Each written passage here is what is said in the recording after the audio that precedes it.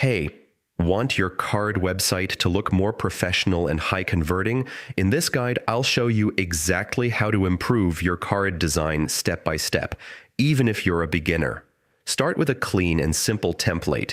Avoid cluttered designs and pick something that matches your goal: portfolio, landing page, or business site. Stick to 2 to 3 main colors. Too many colors make your site look unprofessional. Use one primary, one secondary, and one accent color. Choose readable fonts and keep it consistent. Use one font for headings and one for body text. Good spacing makes your design look clean. Add margins and padding so elements don't feel cramped. Use high-quality images or illustrations. Avoid blurry or stretched images. They reduce trust. Divide your site into sections like Hero, About, Services, and Contact. This improves readability and flow. Every site should have a clear call to action. Add buttons like Buy Now, Contact Me, or Get Started.